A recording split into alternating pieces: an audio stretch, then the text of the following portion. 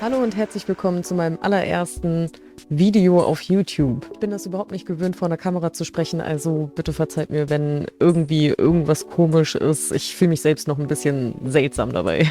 Ich habe mir überlegt, dass ich jetzt einen Workshop, den ich eigentlich als Livestream machen wollte, einfach hier auf YouTube hochlade und dann mal schaue, was daraus wird. Ich hätte immer noch tierisch Bock auf Livestreams. Also lasst uns sehen, was wir daraus machen.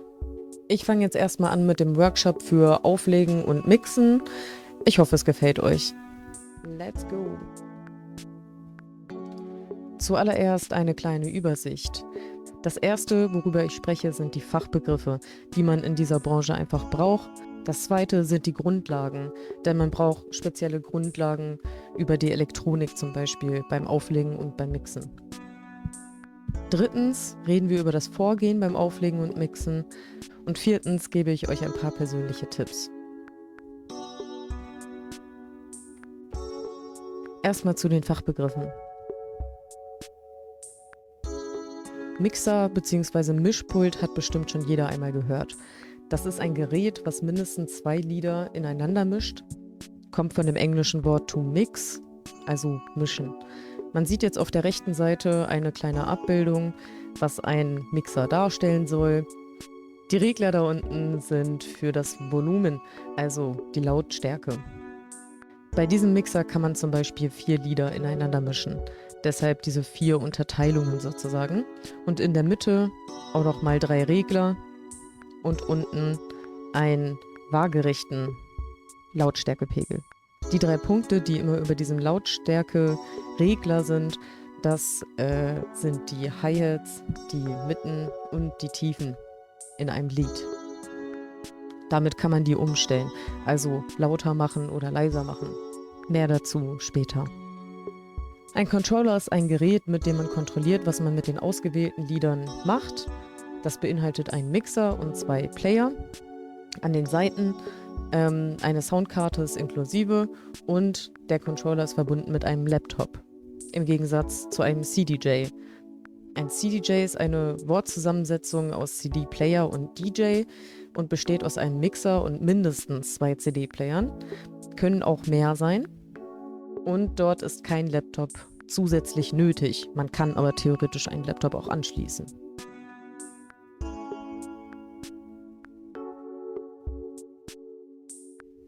Ganz allgemein, was ist Software? Software sind alle nicht physischen Komponenten, zum Beispiel das Programm Traktor ist ein DJ-Programm oder Daten allgemein.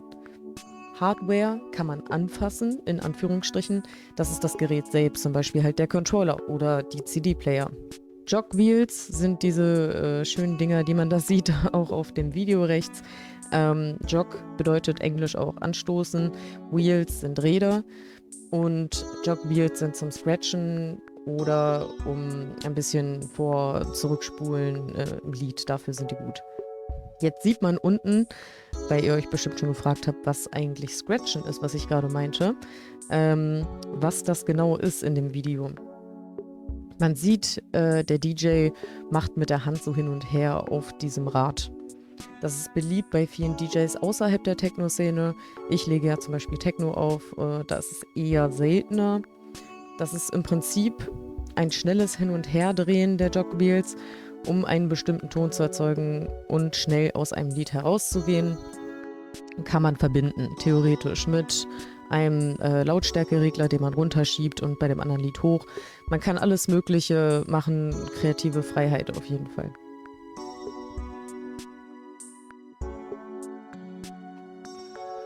Ein Loop wird euch noch oft begegnen, dieses Wort. Ist eine immer wieder wiederholender Ausschnitt eines Liedes. Kann man in verschiedenen Takten angeben, zum Beispiel ein Vierteltakt oder 4 Vierteltakte. Meistens wird in Vierteltakten geredet.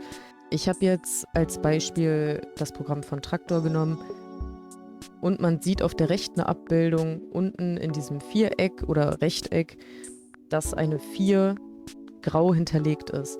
Das bedeutet, 4 Vierteltakte werden jetzt als Loop angegeben.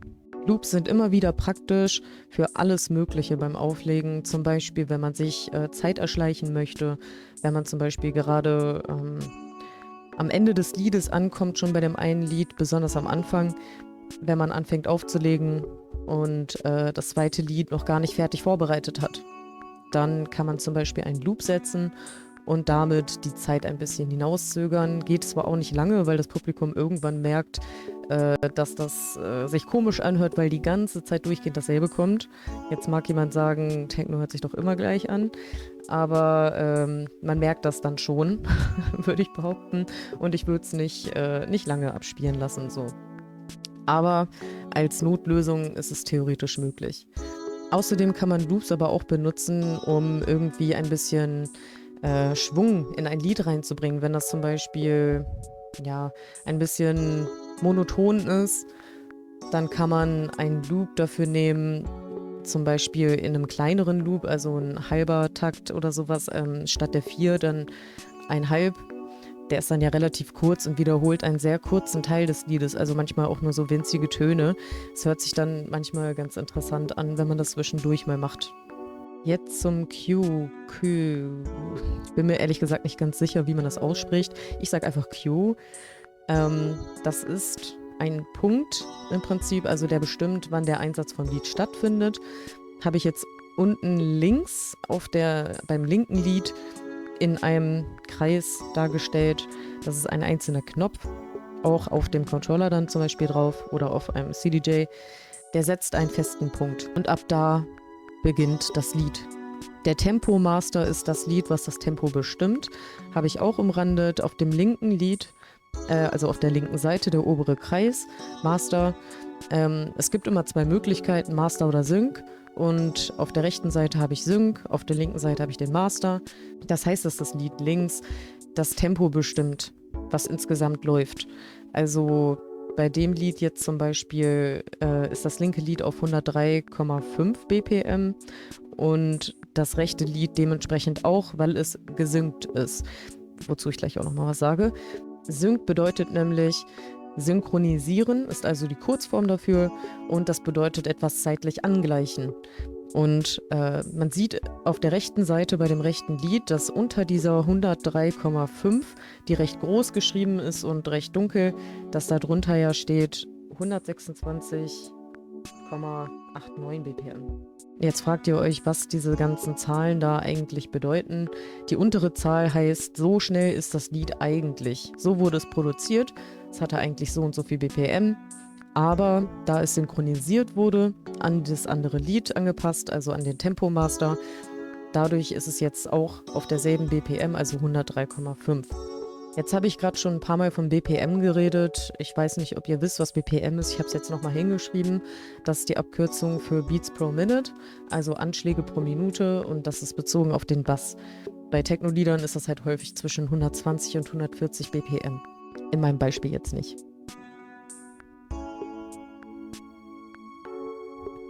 So, es gibt Aktivboxen und es gibt Passivboxen. Aktivboxen haben einen Verstärker eingebaut. Passivboxen brauchen zusätzlich einen Verstärker, der dann angeschlossen wird. Ist jetzt an sich erstmal nur Hintergrundwissen.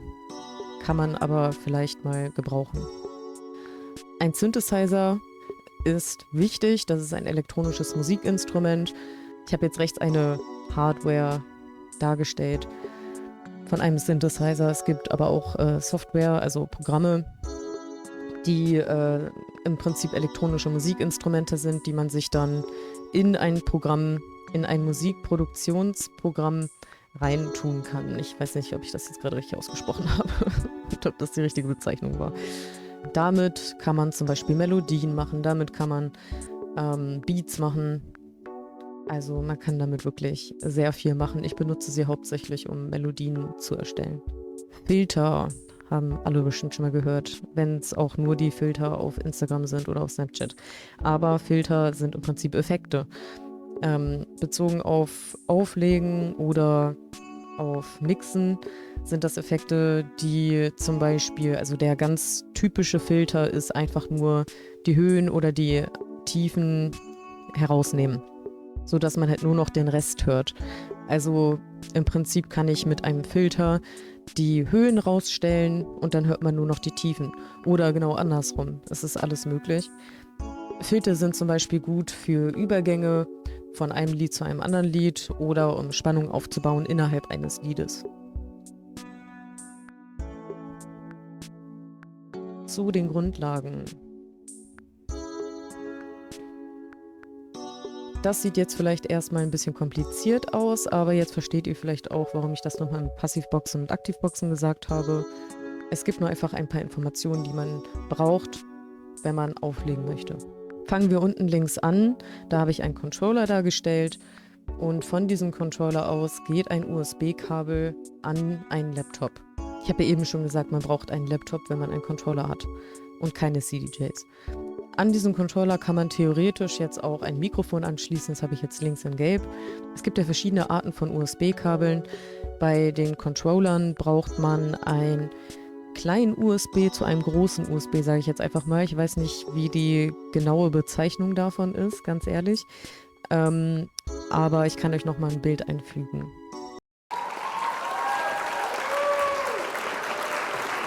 Außer dem USB-Kabel ist noch ein Cinch-Kabel in dem Controller, weil irgendwo muss die Musik ja hingehen. Die kommt ja nicht aus dem Laptop, sondern die soll ja über Boxen laufen, damit man die auch laut hört, im Club zum Beispiel. Rechts unten habe ich euch nochmal ein Bild eingefügt, wo man sieht, was ein Cinch-Kabel ist, falls ihr nicht wisst, was ein Cinch-Kabel genau ist. Hat bestimmt schon mal jemand gesehen. Das sind diese schwarzen und roten, die zusammen an einem Kabel hängen. Kabel. Die haben dann auch zwei verschiedene Seiten. Auf der einen Seite sehen die dann so aus, wie ich es jetzt hier gerade auf dem Bild habe. Und auf der anderen Seite sind die auch nochmal mit Rot und Schwarz oder Weiß und Schwarz gibt es auch, haben aber einen anderen Anschluss, der sich dann halt Klinke nennt. Ist direkt daneben auf dem Bild. Große Klinke, kleine Klinke, genau. Bei Kopfhörern zum Beispiel kennt ihr diesen Anschluss wahrscheinlich auch. Die schließt man dann auch mit einer großen Klinke an dem Controller an, habe ich unten auch nochmal dargestellt.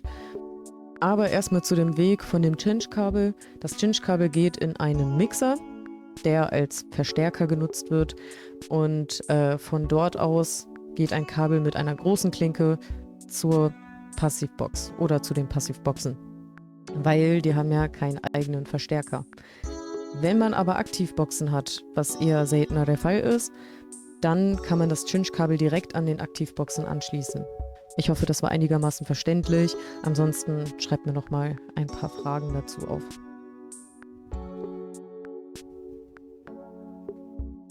Jetzt zum Vorgehen. Also, ich habe jetzt einen Controller oder CDJs. Wie lege ich den jetzt eigentlich genau auf? Das ist die Frage. Als allererstes muss man alles anschließen. Dafür braucht man dieses Grundwissen, was ich eben gerade gezeigt habe. Du schließt also erstmal alles an und dann musst du dich erstmal fragen, läuft das Programm und der Controller oder halt die CDJs, läuft das alles gerade? Läuft alles so, wie es laufen soll? Stimmt alles? Kommt Ton raus? Als drittes würde ich jetzt den Ordner öffnen, wo man sich seine Lieder zum Beispiel zusammengetan hat. Also allgemein sollte man sich möglichst vorher eine Liste machen, beziehungsweise einen Ordner erstellen auf einem USB-Stick zum Beispiel oder halt direkt auf dem Laptop, wo man Lieder reintut, die man spielen möchte und dann halt erstmal den Ordner öffnen, um sich die Lieder anzugucken. Und natürlich ein Lied raussuchen, beziehungsweise zwei Lieder raussuchen, die man direkt am Anfang spielen möchte. Wenn man sich jetzt die Lieder rausgesucht hat, dann schaut man erstmal, okay, wo in diesem Lied möchte ich eigentlich anfangen? Bei dem allerersten Lied ist das jetzt nicht so das Ding, da fängt man meistens eigentlich direkt ganz am Anfang an, also man macht einfach Play und es läuft direkt ab Sekunde 0. Aber während das erste Lied so spielt, kann man sich ja schon mal Gedanken machen, okay, ich habe jetzt hier mein zweites Lied, wo möchte ich hier eigentlich genau anfangen? Möchte ich das Lied von Anfang an spielen, also ab Sekunde 0? Welcher Teil ist mir am wichtigsten in dem Lied? Welchen Teil feiere ich besonders? Gibt es eine gute Stelle zum Reinkommen in dem Lied? Zum Beispiel einfach nur Bassline oder wenig Melodie zumindest. Ist meistens einfacher, kommt aber auch ein bisschen auf den Stil an, wie man auflegen möchte. Ich zum Beispiel mag es lieber, bei den Übergängen eher simpel zu bleiben. 5. Lieder ineinander mischen. Also von einem Lied, von dem Lied 1 zu Lied 2 zu gehen. Und danach dann auch von Lied 2 zu Lied 3, von Lied 3 zu Lied 4 und so weiter und so fort, bis man das ganze Set, nennt man insgesamt Set, bis man das fertig gespielt hat. Das allerletzte Lied würde ich dann auslaufen lassen. Oder, was man auch machen könnte, man könnte auch einen Hardcut machen. Ist halt Geschmackssache. Ich lasse die Lieder lieber auslaufen, sodass man sich langsam so aus dem Set entfernt. Nachdem man ausgespielt hat und wahrscheinlich schon der nächste DJ angefangen hat zu spielen, kann man natürlich auch abmachen mit dem nächsten DJ. So manchmal war es bei mir auch so, dass der andere DJ schon eine spezielle Stelle im Kopf hatte, die er sich an dem Computer dann auch schon angemacht hat bei dem Lied. Und die wollte er unbedingt sofort spielen, als allererstes. Und dementsprechend haben wir dann abgemacht, so und so machen wir den Übergang. Und so hat man halt zum Beispiel gar nicht gehört, dass wir den DJ getauscht haben. Was auf jeden Fall wichtig ist, ganz am Ende, wenn man das Set fertig hat und alles aus ist, was auf dem Computer war, also was da lief in dem Programm und der Controller alles aus ist, stellt man erstmal alles ab, beziehungsweise man baut dann halt alles ab. Die ganze Elektronik, alles, was man dabei hatte, abbauen und dann hast du es geschafft. Jetzt fragt ihr euch, ich habe jetzt eben gerade einfach nur gesagt, von Lied 1 zu Lied 2 mischen, von Lied 2 zu Lied 3, ist ja eigentlich ganz einfach. So habe ich es dargestellt. Ja, wie geht man denn jetzt genau vor beim Mixen? Das ist jetzt die Frage und das ist das wahrscheinlich, was euch am meisten interessiert. Und es gibt wahrscheinlich ganz viele verschiedene Arten, wie man das angehen kann. Ich habe jetzt meine eigene Art und so habe ich sie auch aufgeschrieben. Ich weiß nicht, ob das andere DJs anders sehen, aber so bin ich bisher ganz gut damit gelaufen. Als allererstes natürlich Lieder aussuchen und auswählen. Das habe ich ja eben schon beim Vorgehen allgemein gesagt. Dann ist erstmal wichtig, dass man abliest, ob sie gleich schnell sind, was in den meisten Fällen nicht so ist. Und dadurch kommt man zum allerersten Punkt, man muss sich anpassen, also die Geschwindigkeiten anpassen von den beiden Tracks. Das kann man entweder direkt bei dem Tempo-Fader machen, also bei dem Geschwindigkeitsregler, oder man macht es halt, wie es am Anfang eigentlich am einfachsten ist, über den Sync und den Master, was ich eben auch schon erklärt hatte. Das heißt, ein Lied synchronisieren und das eine auf Master stellen. Wenn die beiden Lieder jetzt dieselbe Geschwindigkeit haben, dann würde ich anfangen, ein Lied leise zu machen und das andere lauter zu spielen. Das erste Lied, was man spielen lässt, also gehen wir jetzt mal davon aus, dass wir ganz am Anfang des Sets sind. Wir haben jetzt das allererste Lied angemacht und das spielt so vor sich hin. Das ist laut, das hören alle Leute. Und das zweite Lied, was wir dann da gleich reinmischen wollen, macht man als allererstes leise, damit das nicht einfach alles durcheinander spielt. Das Lied, was jetzt leise ist, also das, was wir reinmischen möchten, das würde ich über Kopfhörer vorhören. Das heißt, je nach Controller kann man einstellen, das und das Lied möchte ich jetzt gerade über Kopfhörer hören. Und dann geht man erstmal das Lied durch und schaut, okay, wo ist hier eine gute Stelle, wo man da reinkommt. Natürlich auch nachschauen, ob es von der Geschwindigkeit wirklich zusammenpasst. Es kann immer wieder mal zu Fehlern kommen, dass die BPM-Zahl falsch angezeigt wird oder sonst was. Also immer akustisch nochmal nachprüfen, hört sich das gut an zusammen. Dann anschließend die Höhen, Mitten und Tiefen herunterdrehen von dem leisen Lied, also von dem zweiten. Allerdings muss man das nicht unbedingt alles ausstellen. Also es ist halt Geschmackssache, wie bei vielen Dingen hier. Ich mache zum Beispiel alles immer leise, aber höre vorher über Kopfhörer vor, ob es sich vielleicht gut anhört, wenn man nur die Mitten hört und alles andere runter. Oder hört es sich gut an, wenn man nur die Höhen hört oder nur die Hälfte der Höhen.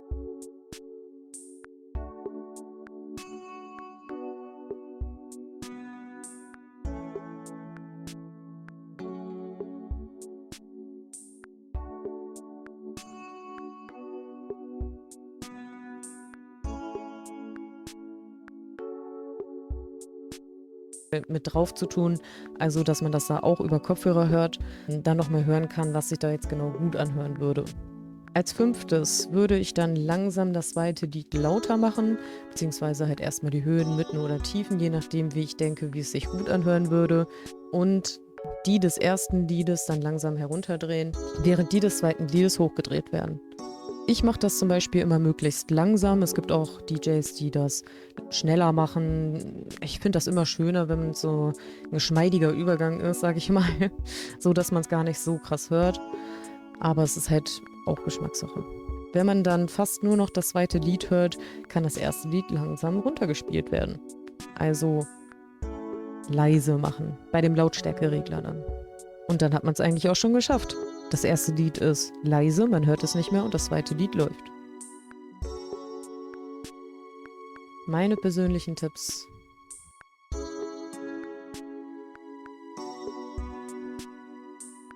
Zu meinen persönlichen Tipps zählen auf jeden Fall Takte zählen. Ja, das hört sich jetzt erstmal ein bisschen mühsam an, aber Takte zählen ist eigentlich echt nicht so das Ding. Gerade für Loops auch immer wieder praktisch. An sich ist Takte zählen ganz einfach, das kann man auch super üben. Einfach ein paar Lieder anhören und dann immer mitzählen. 1, 2, 3, 4, 1, 2, 3, 4. Was halt insgesamt wichtig ist, ist halt auch irgendwie so ein Taktgefühl. Und das kriegt man halt auch ganz gut durchs Taktezählen. Jeder DJ braucht genug Lieder, die er spielen könnte. Das heißt, man kann über alle möglichen Seiten online Lieder kaufen oder vielleicht auch kostenlos downloaden, bin ich mir gerade nicht so sicher. Und diese Lieder dann halt einfach sammeln. Also wirklich Lieder sammeln, das ist sehr, sehr, sehr, sehr praktisch. Denn es ist immer gut, viele Lieder zu haben. Einfach, damit man eine große Auswahl hat und wenn man zum Beispiel merkt, ja, diese Art von Lieder kommt gerade nicht so gut an, dann hat man immer noch Möglichkeit, irgendwie auszuweichen und ist nicht dem einfach so ausgeliefert. Ordnung, Ordnung, Ordnung. Ordnung ist tierisch wichtig. Es gibt bestimmt DJs, die nicht besonders gut geordnete Ordner oder sowas in der Art haben, aber es ist schon echt praktisch. Also ich finde zum Beispiel sehr, sehr wichtig, einfach Ordner zu erstellen, wo die Lieder drin sind und die dann zu beschriften. Also ich mache das zum Beispiel immer danach, entweder nach dem Genre, also Dark Techno, Hard Techno, Goa. Völlig egal. Hauptsache, man hat für sich selbst irgendwie so eine Ordnung in diesem ganzen Ding, ein System, womit man gut klarkommt, wo man schnell Sachen findet. Ich mache das zum Beispiel so, ich beschrifte meine Ordner immer nach, wo ich sie im Set spielen möchte. Da gibt es zum Beispiel die Ordnung Warm-Up, also Aufwärmen. Das sind die Lieder, mit denen ich so gerne anfange, die so ein bisschen die Stimmung schon mal aufwärmen. Dann habe ich die Main-Time. Main-Time ist das, was mein Set ausmacht. Also die Lieder, die ich wirklich abgrundtief feiere, die einfach richtig nach vorne gehen und die richtig Spaß machen einfach. Als dritten Ordner habe ich dann immer Cooldown, also Lieder, die einen wieder so ein bisschen runterbringen. Es gibt schon öfter mal so das Problem, dass ich nicht weiß, ja, gehört das Lied jetzt zum Warm-Up oder Cooldown? Aber dann gucke ich halt immer, ob es eher Stimmung macht, also zu Warm-Up gehört, dass man sich so da reinversetzt irgendwie, ich bin jetzt gerade im Club und höre dieses Lied, wo würde ich das einordnen, um wie viel Uhr würde das spielen und so weiter und so fort. Das ist immer ganz praktisch. Während des Auflegens finde ich auf jeden Fall ein guter Tipp, möglichst früh anfangen, den Übergang zu planen. Also ihr merkt schon, das geht ganz viel um Ordnung und Planen. Zumindest bei mir. Wie gesagt, es ist keine allgemeine Auflistung, keine allgemeinen Regeln. Das sind einfach die mir geholfen haben. Denn wenn man früh anfängt, den Übergang zu planen, dann wird der Übergang sehr wahrscheinlich viel besser, als wenn man den so ganz spontan, oh hups, das eine Lied läuft gerade weg, ist gleich zu Ende, ich muss jetzt das zweite Lied irgendwie da reinkriegen. Das klingt ja meistens dann eher nicht so gut.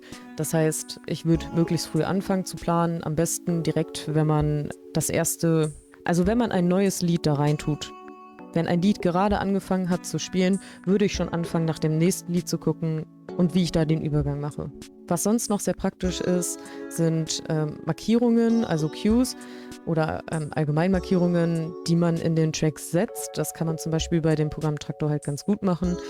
Und damit dann halt immer wieder Sachen markiert. Also zum Beispiel, wenn sich da die Melodie irgendwie extrem verändert oder wenn da irgendwie eine sehr leise Stelle ist oder sowas. Also es kann immer wieder mal sinnvoll sein, sich da Sachen zu markieren. Das kann man sich ja selbst überlegen dann, was einem da wichtig ist, was man markieren möchte. Aber es ist auf jeden Fall sehr, sehr praktisch. Allgemein auch wirklich mit Loops arbeiten. Also klar, am Anfang sagt man auch in der Szene häufig, dass man ruhig Loops benutzen kann. DJs, die schon länger auflegen, sagen dann häufig auch, ach, ich arbeite nicht mit Loops.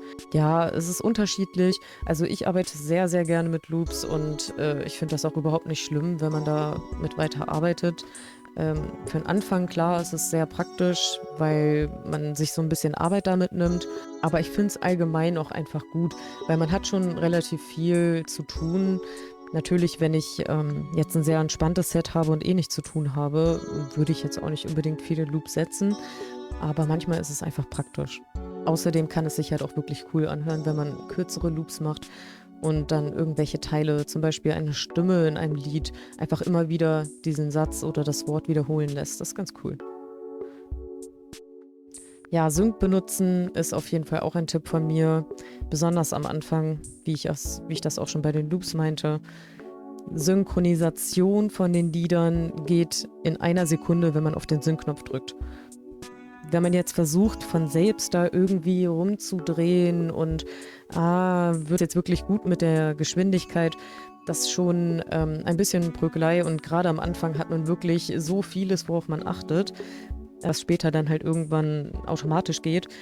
Da ist es schon wirklich sehr praktisch, einfach auf Sync zu drücken und dann so weiterzumachen. Aber in hektischen Situationen würde ich jetzt zum Beispiel auch den Sync anmachen, einfach weil es sehr viel Arbeit nimmt. Es gibt aber natürlich auch Controller oder CDJs, die keinen Sync-Knopf haben. Das heißt, da muss man das natürlich dann schon selbst machen. Wenn man jetzt davon ausgeht, dass die BPM-Zahl zum Beispiel 120 ist, würde ich es nicht empfehlen, dass man da plus minus 20% hoch und runter geht. Bei dem Beispiel eben hatte man ja gesehen, ich glaube, ich bin 18% runtergegangen von der eigentlichen Geschwindigkeit.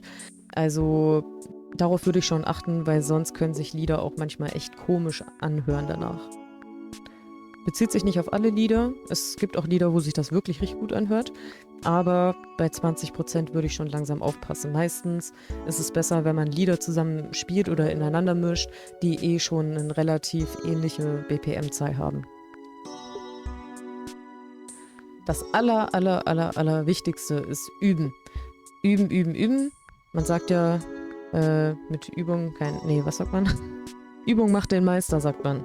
Also gibt nicht auf. Es braucht alles Zeit. Also man muss einfach nur ein wenig üben. Wenn es einem Spaß macht, dann ist es auch gar nicht so schlimm, so viel zu üben. Also ich hatte sehr viel Spaß beim Üben und wenn du das dann mal hinkriegst, dass sich ein Übergang richtig gut anhört, so, das ist ein so schönes Gefühl, das kann ich nicht beschreiben. Also jeder DJ, der schon auflegt, weiß oder kann mir das bestimmt bestätigen, es fühlt sich einfach unglaublich geil an, wenn ein Übergang sehr, sehr schön funktioniert, gerade wenn es irgendwie gar nicht mal so gedacht war. Also es lohnt sich zu üben. Ja, danke fürs Anschauen und ich hoffe, es hat euch alles gefallen und ich habe das alles so erklärt, dass ihr es irgendwie verstehen könnt. Ansonsten gebt mir gerne Rückmeldung, ich freue mich. Ciao. Test, Test, Test.